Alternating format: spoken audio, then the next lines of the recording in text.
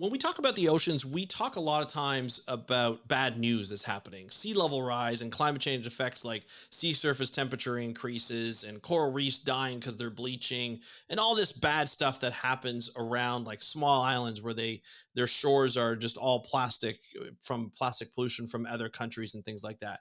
A lot of the times we don't talk about the resiliency of these coastal communities in different parts of the world, especially small island states. On today's episode, we're actually going to be talking about the building of that capacity and that resiliency in different countries like the Philippines, Honduras, and other countries that just need that little extra help. And Rare, an organization that I've worked with before and we've had on the podcast before, talk about this on this episode. I talked to Rocky Sanchez Tirona, who is here to talk about the projects in the Philippines as well as other places about their Fish Forever program, as well as their Coastal 500, where their goal is to bring together 500 communities, 500 governments to talk about and sharing resources about building that coastal resiliency in a lot of places along the equator. We're going to talk about that on today's episode. I'm super excited. Let's start the show. Hey, everybody, welcome back to another exciting episode of the How to Protect the Ocean podcast. I am your host, Andrew Lewin, and this is the podcast where you find out what's happening with the ocean, how you can speak up for the ocean, and what you can do to live for a better ocean by taking action. And on today's episode, we're going to be talking about living for a better ocean by taking action in a way that haven't really talked about in a long time, and that's looking at what organizations like Rare does with small island communities. These are communities within small islands that are fishing communities that primarily depend on fish and fishing for their sustenance as well as making a livelihood, and obviously changes in the environment that are affecting the availability of those fish, the availability of that seafood to for them to live a proper life and the life that they're used to living. And so it's building that resiliency to be able to continue to have that livelihood, to be able to live the way they've wanted to live and the way they have lived for hundreds of if not thousands of years, and be able to do that in the face of change, ups and downs, whether a typhoon comes in, whether there is bleaching within a coral reef, or there's a change in the topography or whatever that might be. You never know what's going to happen in the ocean. That's what's kind of the dynamics of the ocean. It gives it such a great an interesting way of studying it. But also, these communities depend on the fish and seafood from the coastal areas, and it's important that organizations like Rare help these communities as much as possible and provide them and empower them to be able to become resilient for a long time into the future. So we have on a very special guest, Rocky Sanchez Tirona, who joined me from the Philippines to be able to talk about the program, how Fish Forever was built within the Philippines, how it grew by community and community, how they came to, basically work with about 700 or 800 different types of villages, different governments, and how they're bringing mayors and government representatives from all over the world in small islands and other places where they're talking about protecting fish, and how there's some similarities between some of the challenges that they have from Honduras to the Philippines to Mozambique to Mauritius and all different other types of islands. It's really interesting. It's something that I can't wait for you to listen to. So here is Rocky Sanchez Tirona from Rare talking about the Fish Forever program and the Coastal 500 program in the Philippines and elsewhere. Enjoy the interview, and I will talk to you after. Hey, Rocky, welcome to the How to Protect the Ocean podcast. Are you ready to talk about the Coastal 500? Hi, Andrew. Absolutely.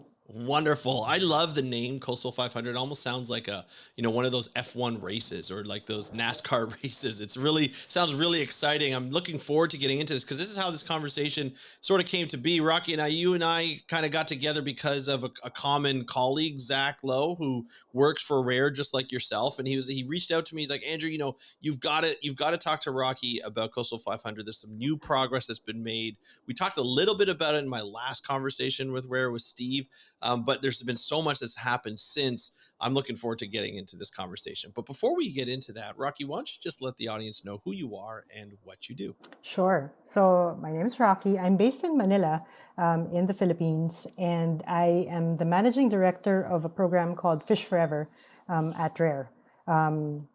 We work with local communities and local governments to help them manage their coastal waters.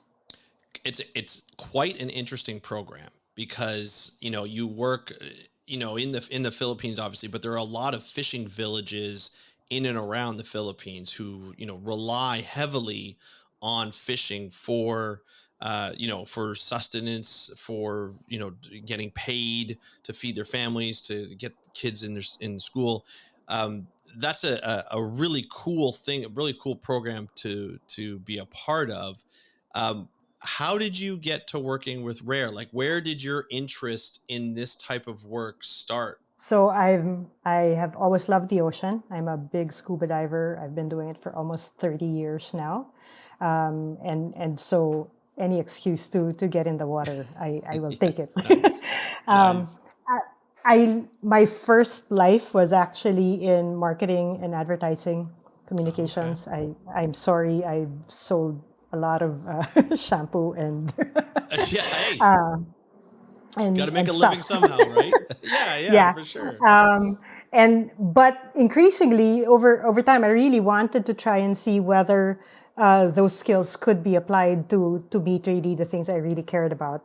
Mm, And when I heard about Rare, it felt like the perfect fit. Rare is focused on the human aspects of environment and conservation, mm-hmm. and really understanding how you can help people become solutions to environmental challenges. And so I thought that at least my background in help understanding human behavior Yeah. and really thinking about the ways that can move people can be useful. So I joined Rare, and Mm-hmm. that came at a time when Rare was just starting Fish Forever in the Philippines. And like, so I finally found myself in a position where I could use my skills and get in the water all the time. Now that's quite exciting to be able to want a position very similar to this. It obviously matches up very well to your skill set and your experiences in marketing and communications from before. But Rare is that kind of organization. It's a rare organization, no pun intended, of an organization that's built on marine conservation principles, but really focused in on people. Now, I have to admit, like, a lot of times when someone says, "Oh, I'm involved with an organization that protects the ocean," when you started to look at things that were important to you, which I assume were ocean protection and conservation and things like that, did you think organizations like Rare, being out of the field of marine conservation, did you think organizations like Rare existed? Have you ever met or learned about Rare before? Have you ever met an organization that was similar? No, I had been dabbling in another NGO. I was volunteering for the board, and it was very focused on reefs and Right. kind of like, so I learned how to do transects Yeah. and count fish and things like that. But um, I hadn't really thought about really putting all the effort, or at least I guess predominant, a large part of the effort, really on the people side of things. I mean, it felt like a no-brainer, and I Yeah. was really glad to see that Rare was had really kind of like positioned itself squarely Hmm. in that space. And Rare doesn't just work on marine. It's really, the It's understanding true. that you can apply behavioral insights to any sort of environmental challenge, right? Yeah. There's always people involved in every challenge. So is that why you got into marketing and communications in the first place, was more of the psychology behind, putting out messaging for whether you're promoting a product or you're Yeah. promoting a service? Yeah, I think so. I was actually a psych major Okay. in college. That was my Uh, next question. yeah, and Yeah. but I also like to write. So it felt, again, it I sort of like fall into these things where, Yeah. oh, okay, here's where I kind of are interested in people, but I can write and I'm creative. So and I stay there for quite a long time because it's a fun industry. You learn a lot. There's a lot of kind of like interesting things to do. And Right. even within that field, I started gravitating towards communications projects that were really focused on social impact and Yeah. behavior change and advocacy. So that's Okay. where I was happiest, right? And Yeah. and that's actually how I met Rare. Rare was my client first. And I said, Oh, hey, they're really cool. They do these things, yeah. and I can help. So when I said I want to make the jump, I really came to Rare and said, what can I do for you? Right? I mean, Yeah. uh, yeah. I love And that. so So before you met Rare though, and you were doing this seems like a consultancy, what other type of social impact projects were you I working on? did a lot of work on family planning, Oh, and okay. that's another big one, right? Health, Yeah. vaccination, and Right. kind of just good governance is another Yeah. thing. Anti-corruption kind of activity. So I think that gave me a really good view of Yeah. like society and kind of like systems, right? And so I kind of know what are the levers. We had a Yeah. client that was great at education, for example, and education governance, and I Hmm. still see a lot of those parallels to the work we're doing now on environment, right? And No the doubt. role that local governments, for example, play. Yeah. Yeah, no doubt. Yeah, it's really interesting. When you first started working with Rare, what was it? This project, like the Coastal 500, that you were working on, or what type of project were you working So on? in the beginning, actually, this Fish Forever actually has expanded and grown. When Right. we started it, when I started at Rare, it was just starting, and basically what we were trying to figure out was how you can get communities to manage the fishing effort around protected areas, Hmm. so that they could kind of like reap better benefits than just kind of closing off areas. The premise was that having these communities have exclusive rights or preferential rights to fish in an area Hmm. gives them reason to actually protect and manage more sustainably, because they're the ones that are going to benefit from the catch. So we started out by just kind of proving that that was true, and that Yeah. we could do that, and figure out what's the policy that needs to be in place so that that can happen. And we started doing that in the Philippines, and it took off, and really kind of like people got excited. The first time we did it, there were communities that said, "Wow, we've been doing marine protected areas for years, Yeah. and while we saw the impact of that, this is the missing piece. This is the part where now we know that we're the ones that are fishing around it, and therefore we have good reason to change our gear, to cooperate with Hmm. each other, follow more rules, right? So it becomes a much more holistic kind of protection. So So that's Fish Forever. Yeah. so for the Fish Forever, like so before Fish Forever kind of was built in the Philippines, or was brought to the Philippines, before it was what people would just say, here's a marine protected area, you have to follow Area, the go rules, protect it. But yeah. go protect it. So But they didn't yeah. but the fishing villages didn't really completely understand the reasoning why or how it would Or benefit them, or I think the benefits were sort of limited. What ah, so yeah, so before I joined Rare, actually the first Rare got known for what are called pride campaigns. yes. They they Yes. would teach communities how to run behavior change campaigns around certain solutions. So the first round of work in the Philippines were there were these protected areas, and then they added on these behavior change campaigns, and they were excited because the fish Yeah. came back, and people were really all on board. But then the fishers would say, we've been doing all this work protecting, and then other people come and fish in the area around the protected area, and we're still poor, right? So Right. Right. that's the piece that was missing. That's the part that said, okay, if we then try and manage how you're fishing in the areas around the protected areas, Yeah. and you're the ones that benefit from it, Of then course. you can actually stick to it longer. So that's how it expanded, and that's where we started working much more closely with local governments in the Hmm. Philippines, for example, because they have authority Of over course. all of these municipal waters. So Hmm. now they saw, okay, that combination of protected areas And then these areas where the fishers are following rules and changing their Mm-hmm. gears, they're benefiting from this. That becomes something that we can sustain and Right. actually keep going, because this is in effect the whole engine. So that's Fish Forever.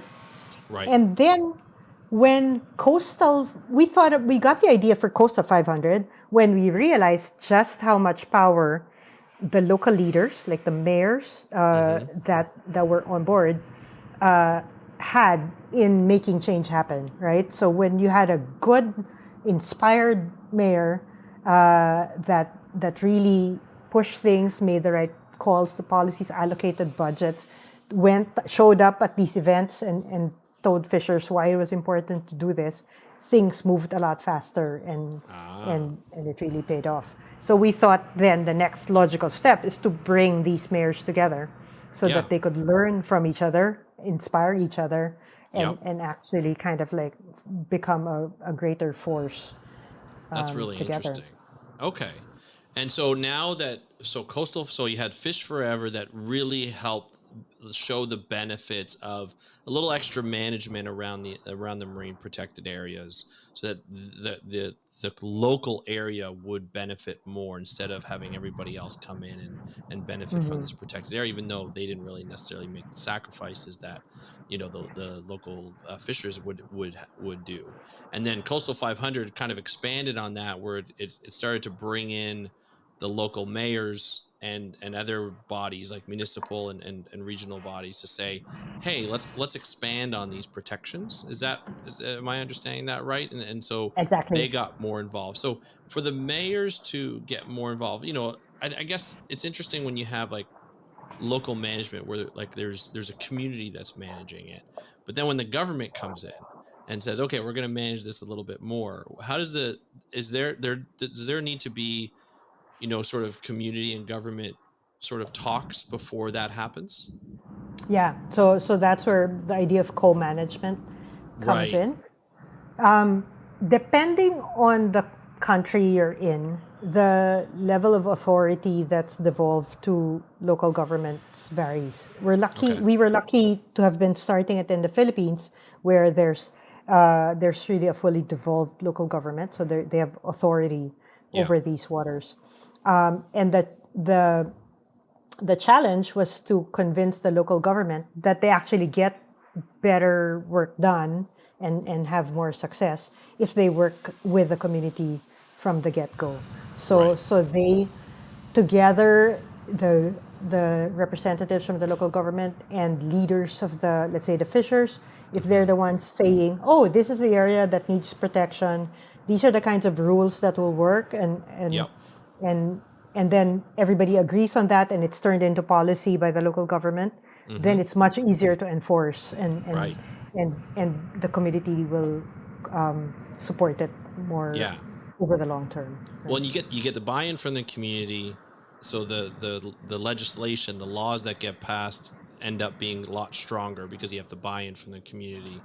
It makes the Yeah, government look good because they're passing yeah, laws that are actually seeing change because they have the yeah, buy-in because they've already done the work. How much yes, work is it for those mayors and government to talk and I guess negotiate with the community? Like, I mean, there's got to be times yeah, where there's a bit of conflict, right? Not everybody's going to see eye to eye. There's trust to be built. There may have already been trust issues. You never know. Like, I live in Canada and I know there's trust issues between the government and yeah, everyone. So I can imagine, a small island state where there's maybe more contact with the government. There's probably yeah, some trust issues there. always. How does that happen? Like, does that happen often? And then how does the program help, get over that? Is it Right. just more just conversation? So I think that's a large part of what we do, kind of like facilitating that Right. process to get to agreement, and then kind of like helping them sustain it. I think the key pieces there are finding the right people in the local government that can lead that process, and then Hmm. building their capacity, and helping them, arm them with the tools and skills Right. needed. So, for example, if you're going to go into a community and you know you're going to have to start that difficult conversation of, hey, we're going to have to protect certain areas or we're going to have to impose new rules, right?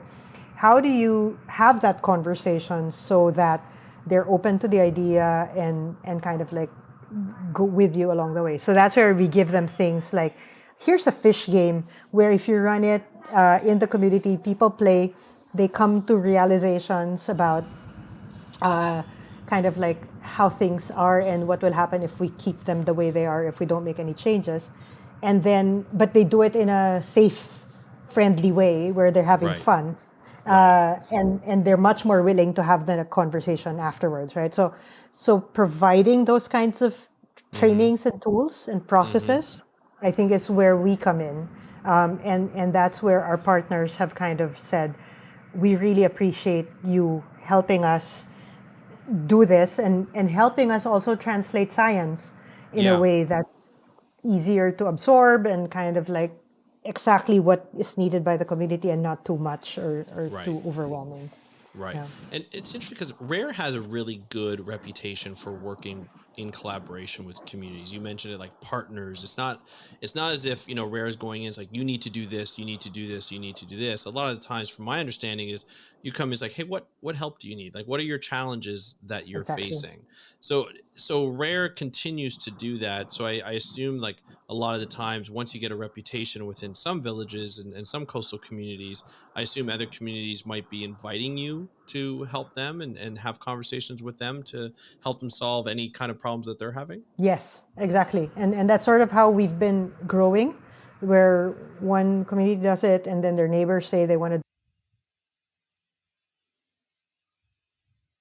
Yeah. Yeah.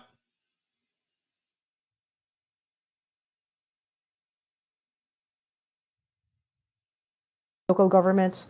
So we've helped them come together as an alliance so that they can coordinate among themselves and share resources as well. Oh, So that's wow. sort of like a next step, right? That's the next step Um, for, and that, I think yeah. that kind of comes to sort of the name Coastal 500. Can you Hmm. just sort of describe what the 500, obviously coastal is for coastal communities, but what does Yeah. this 500 signify? So 500 was sort of like the aspirational, our aspirational number of, if we Yeah. had 500 local governments doing this, we could actually cover uh, um, this many communities and this many people. Yeah. It also just sounded good. It just A nice round number. yeah, and we know we will exceed it, right? I mean, Right. we I think what we're hoping for is by 2025 we're doing 500 communities. In by 2030, hopefully we have 5,000, right? Because Yeah. then we will figure out the ways that we can pass on more resources, more Hmm. learning, more connections in ways that don't maybe a little less intensive on our staff, right? But that's how we would grow. Yeah. Um, yeah. So are you looking at 500 communities within the Philippines, or is this No, 500 that's communities almost global. across the world, right? Right now, we have 170 or so member communities in 7 countries. That's awesome. Um, yeah, That's so and cool. and and we wanna. Right now, those are also areas where we're directly working as Rare, right? Yeah. So Rare staff are on the ground working with Right. these communities. We want to get to a point soon where we can open up membership to others, Hmm. where they'll just get kind of like a set of tools and resources Yeah. and links, connections to the others, and then they Yep. can do things on their own, even if we're not So it's there. more of scaling it, because Yeah, you can only be in so be many in places, right? right, How exactly. many communities right now are working on this program within the Philippines itself? Because I feel like, just with the way So that the island's shaped, the country's shaped, there are a lot of sort of yeah, archipelagos and ins and outs and inlets and things like that. So how many right. communities? We have about 75 local governments that are members of Coastal 500. They Wow. represent, I I think, something like 700 or 800 communities or villages, actually. Wow. With within that. Yeah, in the Holy cow. Philippines. Yeah. That's a So lot. we think it's about almost we're at about 9% of all the municipalities, coastal municipalities in the Philippines. So it's a lot. It's a Um, lot. Yeah. yeah, yeah, and it's nice because there's because of that devolution, right? There really is a clear mandate for local governments to do this for their constituents. Of So course. it's very aligned. The government understands this. The Department of Interior supports that, and the mayors are kind of like really also see the value of it for their Yeah. communities and for their constituents. So for rare, do you have a system where you evaluate each, like the sort of outcomes for each community? Yeah.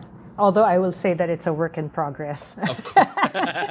It's, Well, I would imagine too, because I would imagine each community has their own goals that they want to set that are right. probably very different by region or even just within among the communities, right? Right. So we do have a number of indicators that we're tracking, like the number of hectares Yeah. that are under strict protection or no-take, the number of hectares that are under some form of management. So that's sort of like at the very loose end. We try to figure out whether there's an actual management body that's established and meeting. Yeah. That's kind of like that kind of means it's functional in some way. And then we are also gathering data where we can about the ecological impacts. So the amount of fish in the water, the biomass, and the abundance of the fish of certain Hmm. species that are important to the community. So we're tracking that.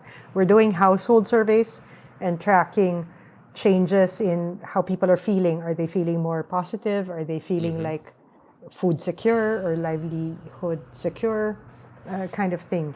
But it's a lot of places, and the more we scale, the less able we are to kind of like have data Yeah. constantly, right? So we're sort of thinking about what are the quick ways that we can keep doing this for years so that we really know what's happening. Because even in the places where we're tracking, we'll see, okay, doing well, and then a typhoon kind of like wipes out the Right. coral, and then it all Right. drops, right? So again, try again. But so understanding those Yeah. ups and Changes downs happen. as well. Yeah. Yeah, changes happen. I mean, even like a global pandemic, that Hmm. probably changes things as well as you go through, depending on where you live, and Right. changes happen, especially with the storms these years. I know, in North America and the Caribbean, we're expecting probably our worst hurricanes season yet. The on Yeah. record. I would Hmm. imagine the same thing is similar in your area, like your part of the world in Southeast Asia, and so it could be interesting. I mean, changes do happen, Hmm. and there are a lot of changes in the environment that can happen that will affect communities, and I think it's funny because when you do evaluation programs, you're always looking for positive outcomes, and if the positive outcomes don't hit, you're like, well, what's wrong with the program? But that doesn't necessarily mean there's something wrong with the program. It could just be, like you said, a typhoon comes in, wipes out the corals or ruins the corals. That habitat's gone, so it might take a year, 6 months, a couple of years to rebuild and rebuild that fishery. But I think having that program in that evaluation program and tracking it through, you can see how fast the recovery might be, Hmm. and once you start getting that information, you can better predict what's going to happen. So, like, if a typhoon hits, as you mentioned, coral gets ruined, the next time that happens after you rebuild, it's what worked last time to help rebuild it faster. How did the Right. community get involved? How did the local government get involved? Is there funding to help that? You can build almost programs from that, right? Like, that adaptation would probably be a Yes. lot more helpful from programs like that. Is that sort of where you're going with these types of Exa- evaluations? Exactly. Yeah. And I think increasingly we're recognizing that resilience really comes from having people that can work together, that kind of know what to do, so that they can act on changes, Right. and respond to them, and adapt, right? And increasingly that's what we're after, I think. Gotcha. So yeah, so even things like, in a way, we've been seeing kind of like we've been adding things to the program that help enhance that. So for example, uh, financial resilience, right, of households. So we've got these savings clubs that are being formed in the communities. They're keeping money. Next time a typhoon comes, they're actually able to draw from Ah, those savings. So those are things that enable them to then sustain the yeah. good practices that they're doing, because they have that. Yeah, and So and having leaders that can read that and kind of understand that that's what we need to keep pushing. I think it's important.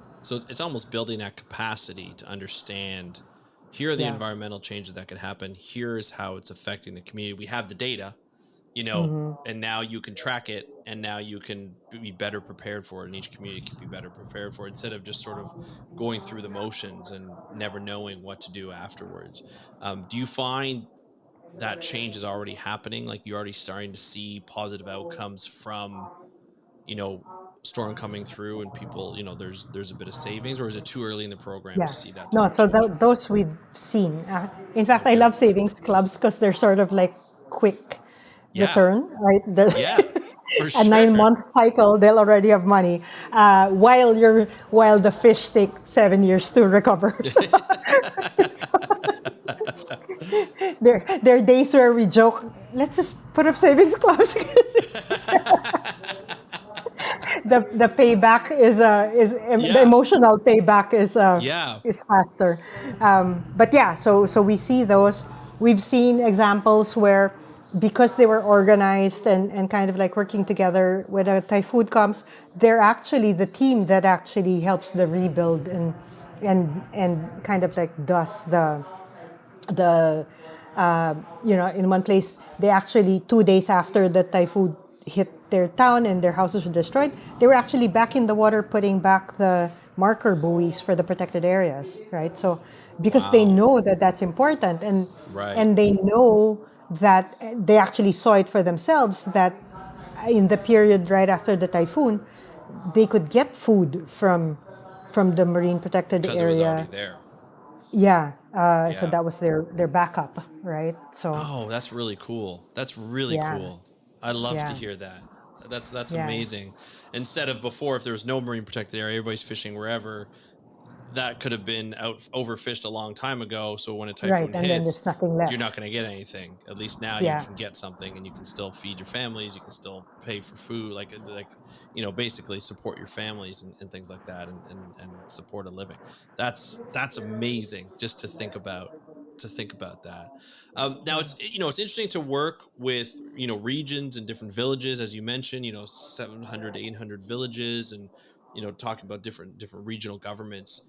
But recently, you guys had a meeting, and I think it was in the last few months, where you in brought May. those leaders from the communities, the mayors, and from those governments into one area. Was it Manila? Was that where they met? No, we went to Siargao Okay. in the Philippines. That's a set of islands in the southeastern part of the Okay. Philippines. We had, including the Philippine mayors, we had 16 mayors Okay. from 6 countries. Okay. Indonesia, Oh, so it was different countries. It wasn't just in the different Philippines. countries. Yeah, Oh, yeah. cool. Cool. So we had mayors from Honduras, Guatemala, Oh, wow. uh, district administrators from Mozambique, representatives of the local government from Brazil, from Wow. Honduras, and yeah, Guatemala. Yeah. So and then Indonesia. So Palau, a Oh, governor nice. from Palau was there. Yeah. And they spent a week in the Philippines, and it was nice because it was a series of things.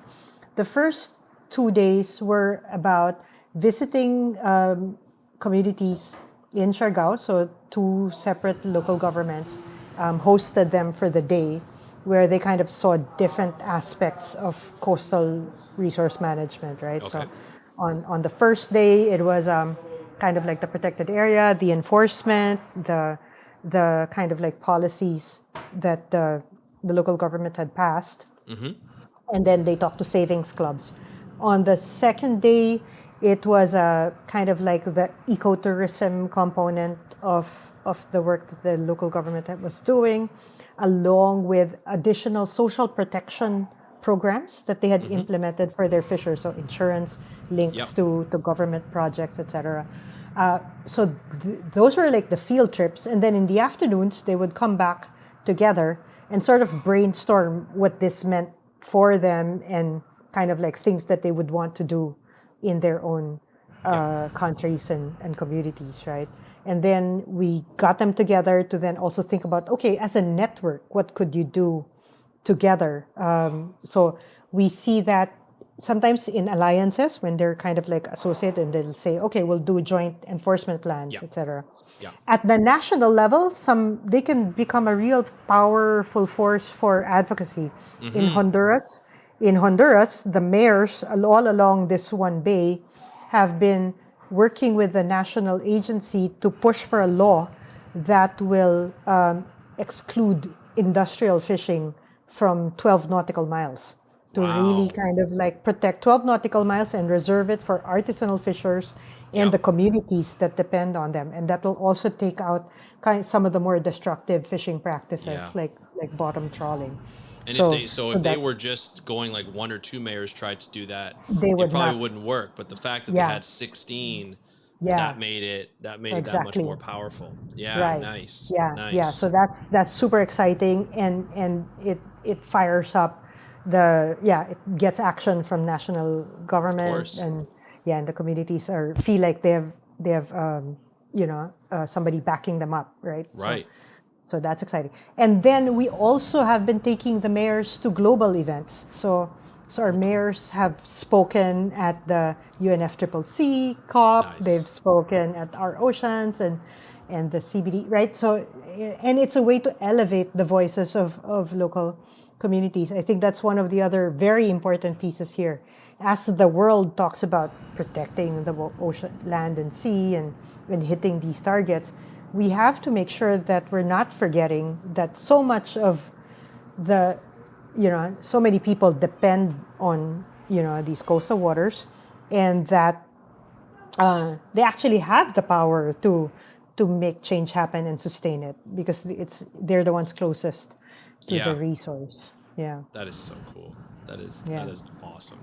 So we're seeing a Yeah. lot of power in that, and even sharing among sort of global leaders in this has probably helped. Were there any sort of benefits that we saw? I know it's still soon to tell because they just met a couple of months ago, but Hmm. did you hear of talk of being excited of learning how, like, say, governments and like mayors in Honduras reacted compared to Oh mayors yeah. in like or district representatives in like Mozambique or anything like that? Like, were there a lot of ideas that were going to be implemented somewhere else? Yeah, I think that really came through where they said, I'm going to copy that, right? Or I'm going to Yeah. do that thing. Because in a way, they're all really working the same problem. Yeah. And there's a general similar solution, but how it's adapted or how it plays Right. out, those are the ones where you really need to see somebody else doing it Yes. and see, okay, it's Yeah. feasible. It Yeah. can be done. Even offering advice on how to go about doing it. The more Hmm. mayors together, more advocacy power, even just sort of the structure, the framework of how to do Right. it could probably help a lot. And I guess now they're probably going to just be in constant connection. They've Yeah. met each other. They probably Yeah. stay in touch and Yeah. so We've set up forth. a WhatsApp community Oh, even where on they WhatsApp, can so it's kind of just like, texting back and forth, yeah, talking right. to each other. I Yeah. love And, it. and, and, and hopefully we're trying to drive more of like send a picture of what you did to get Yeah. other people excited. Yeah. That Yeah, kind that's of thing. amazing. That's amazing. I'm sure Mm. that communication will develop as you go along to do that stuff. There seems to be a lot of great things on this program, um, and it seems to be just getting bigger and bigger. How is Rare trying to grow this program to include more communities in the Philippines and of course around the world? Um, so I think one very big element of this is really kind of rethinking our delivery pathways, right? Mm, As I explained earlier, for the longest time, we got where we were by really having people on the ground working closely with every local government or community and kind of like walking them through the process. So we are still doing that, and that's an Yeah. important part of the work. But we're also really trying to figure out ways that we can pass it on to others. So we're working with, let's say, provincial governments, Mm-hmm. where we're training their staff on how to work with local governments so that Mm. they can help them do certain things, or universities, for Right. example, and again downloading elements of the program in that way. Coastal 500 is in effect another piece of it where it's really lighter touch, where Mm-hmm. it's about influence and access to others into a Yeah. network. Hopefully all of those kinds of things add up, right? And Yeah. they come up to a growth and kind of like deeper, I guess, wider reach. Yeah. We're also exploring a lot of partnerships as well, either with other NGOs or other kind of like initiatives or programs Mm-hmm. where we can add value or just maybe do a component of it as well. Um, Right. we're also looking at ways that, so some of the partnerships we're exploring are with groups that, let's say, fund local organizations. So, having a combination where they're providing the funding, but we're providing the training Yep. would be kind of like really ideal, right? Yeah. Getting more dedicated groups because they can spend more time on it because they're getting paid to do it is probably a lot Mm-hmm. better than just having volunteers who have other jobs or other priorities, and then it's an extra thing on the board. I can see that happening a lot. I mean, you see that a lot with board of directors, right? If they're Right, volunteering, some of them may be too busy to do the work that they need to volunteer, as you probably have that experience as well, right? right. Some Yeah. board members are more present than others. I would imagine the same thing with communities. If they have the Mm-hmm. funding to actually spend some time on it and get the right resources for it, then it'll probably be a lot more dedicated to achieving those goals, right? Yeah, yeah. So we're trying to find ways to link our partners, our community partners, to more sources of funding Yeah, as well. that's Yeah. awesome. That's amazing. You've done this for quite some time. You've seen a lot of different communities, change over time. Can you talk about maybe one that really stuck in the back of your mind of just being like, this was really cool to see? Like, do you have an example of one of those communities? Sure. Um, I I visited a local government. This is interesting because we started working in this area called Tanyon Strait, in the Philippines back in 2010, Okay. and and this particular local government was actually not part of the first ones that we had worked with. So they were Okay. like a neighbor, Okay. um, and they were just there, but they're pretty strong and awesome on their own. They've Yeah. good staff that have stayed there, and they were doing things. But we hadn't kind of partnered with them. And then in 2017, we finally signed an MOU with them, and they were part of a batch of communities in that area where we did kind of like almost just a light kind of intervention. We were experimenting to see how much lighter can we go, right? So that it's not Mm-hmm. so intensive and expensive. And they were like the star pupil in that cohort and kind of like ran with it, etc., and did things. And then at the tail end of that 2-year engagement, they're also saying, "Oh, and you know what? We're going to pull together our neighbors and form an alliance." Oh, wow. So they went ahead we helped a little bit in Yeah. terms of kind of like, oh, here the manuals is there, but they kind of ran with it. They worked with the provincial government. I visited them recently, Mm-hmm. and they were showing me stuff like, here's the roadmap that you showed us, and we still do this, and That's awesome. kind of- That is so so, cool. so to me that's kind of like Yeah. that's our dream, right? Where Yep. they were doing, and they were even now they're functioning as the lead in that alliance where they're Mm-hmm. actually sending their divers to help do ecological surveys Yeah. in the other communities, right? So, wow, it's That's amazing. amazing. Yeah, Yeah, that's so cool. Like to be able to see a community just take it on so much, and you see the benefits, right, of all the communities that take it on, and they're much more prepared for any kind of adaptation or any kind of change, ups and downs, and so forth. It must make your job feel really good to see like that your community's really rallying behind this and being able to see that resilience in those communities to the yeah, different environmental changes that happen, especially in small islands, because small islands feel it the most with yeah, these different changes. So right. I really do appreciate like hearing that. Now, with are there some challenges that are faced, particularly in the Philippines, maybe new challenges that you need to be addressed that you're looking forward to sort of taking on, whether it be sea level rise, whether it be plastic pollution, or any kind of like litter, like marine litter, or anything like that. Have you seen anything that's been like that's sort of like a rising challenge that you've seen lately?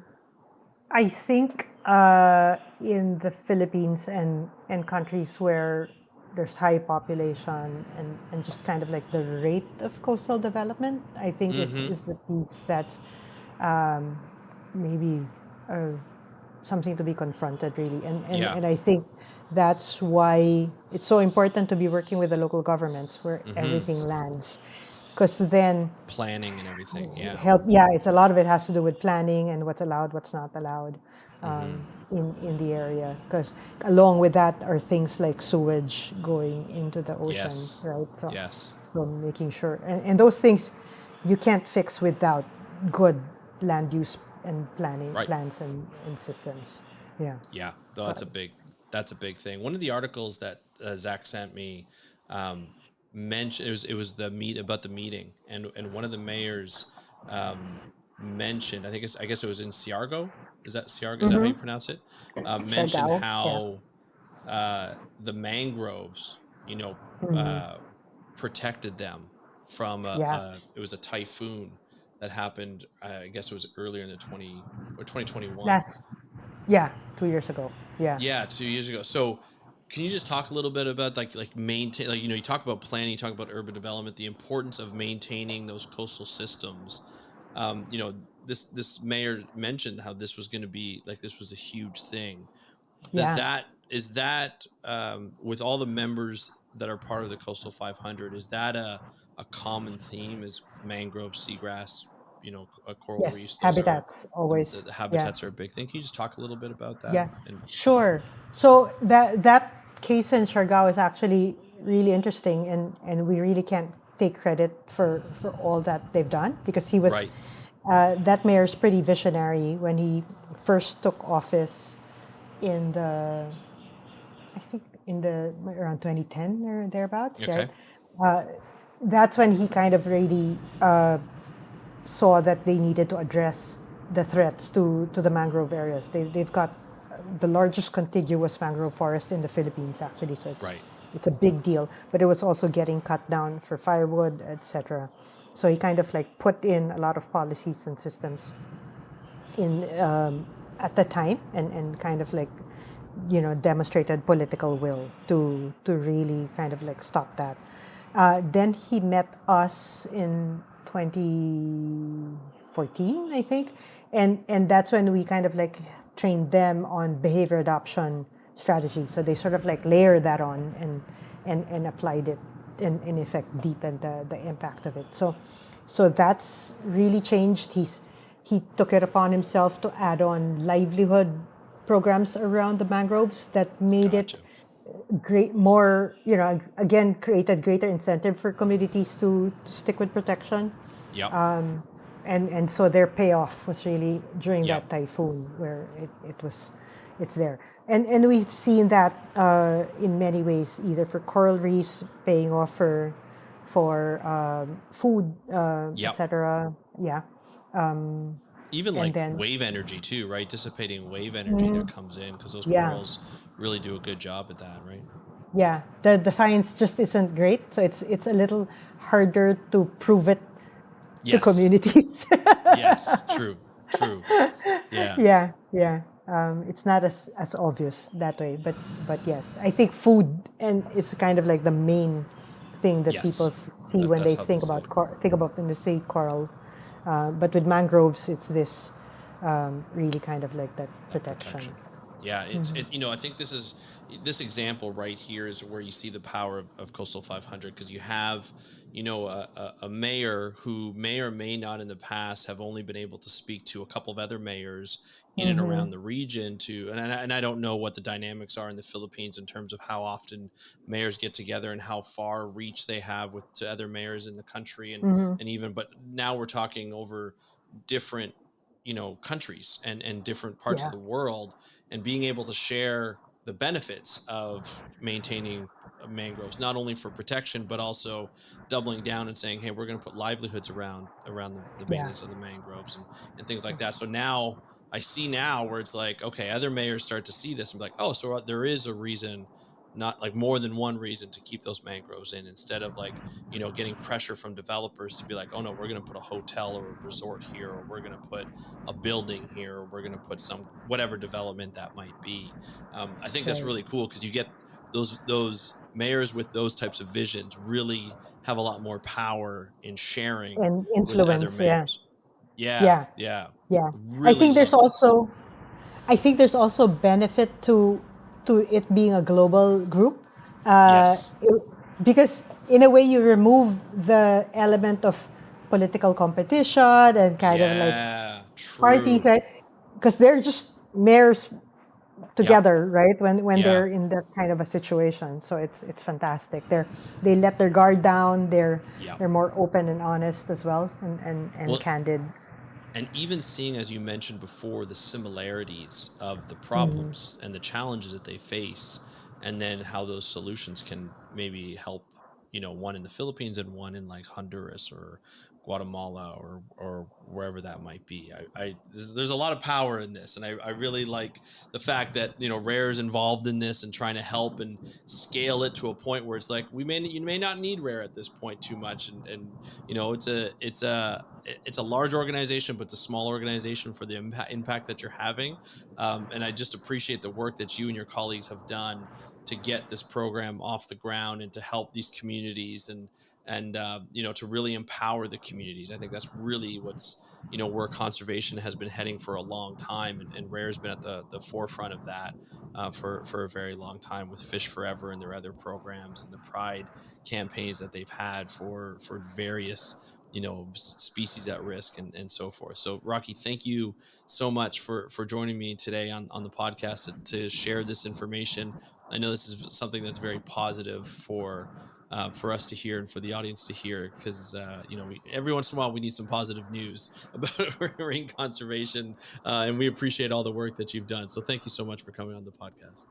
Thank you for having me. It was fun and You bet. good conversation. Thank you. Absolutely, you bet. Thank you, Rocky, for joining me on today's episode of the How to Protect the Ocean podcast. This was amazing. I love being able, this is what I love about my job. This is what I love about doing this podcast is I get to speak to people like Rocky, who work for, organizations like Rare, who work with communities to become more resilient. It energizes me because I know that these communities are better off having a savings account for the community, having this savings bank to say, hey, you know what? If something happens, we're ready to go. We're ready to be able to support each other because we're prepared for anything that might happen. Because we never know what kind of storm's going to come through. We never know what might happen. Our infrastructure is better. Our support is better. Our financial support is better, and we're ready to go. Even to just think that after a storm, you know, villages will go out and put out their marker buoys to mark out the boundaries for the marine protected area, because they know that they have more fish after a storm than they would previously if they didn't have a marine protected area in place. That is huge. That is what we call resiliency, and that is what I'd like to see more and more of and hear more and more of with different communities around the that live around the ocean, live on the coast, around the world. I want to hear this because a lot of the times we hear this news, and even even on this podcast, we hear news and I tell news about really damaging things and really big challenges that we face. But we see these, organizations and these communities come together to work to become more resilient to these changes and be able to adapt and manage these areas a lot better than they have been in the past, just because of the changes that they're facing. And even though there are probably more changes coming, they're still going to be able to be more resilient because they're prepared. And although that change is going to continue to happen, although there's going to be challenges that they're going to face, they're going to adapt and they're going to make more preparations, and they're going to be able to be ready for anything that is put in their place, and they'll be more resilient for it. This is what I love about my job. This is what I love about organizations like Rare, about people like Rocky, to be able to work with communities like this. And of course, the resiliency of the community to be able to, identify challenges that they have, invite people in, such as Rare, to come in and help them out and provide resources. Work with governments that, there may not have been trust issues. There may have been trust issues in the past, and be able to overcome those and have, visionaries of mayors like we just talked about in Siargao, in the Philippines, to be able to say, hey, we need mangroves, and mangroves are actually save our towns, because when we keep them in place, they save our towns from flooding and from storm surges and so forth during typhoons. And that's, we're going to put livelihoods around that. So we need to protect even more, especially after there's a lot of development, in the face of a lot of development. So love the fact that we have these types of episodes. Love the fact we have these organizations and people like Rocky and Rare to be able to help out these communities in all different types of places. So thank you, Zach, for putting me in touch with Rocky and making me aware of this story. Thank you, Rocky, for coming on the podcast and sharing your insights, sharing your experiences, and sharing your stories. And thank you, the audience members, for listening to this. I want you to share this, because this is one of those episodes that I feel like are so shareable that people will really become more optimistic about how we adapt to changes in our environment, to changes in our ocean. So share this with one of your friends, your colleagues, your family members, whoever that might be. These are stories that we need to get out more and more. So thank you so much for listening to this episode of the How to Protect the Ocean podcast. I'm your host, Andrew Lewin. Have a great day. We'll talk to you next time, and happy conservation.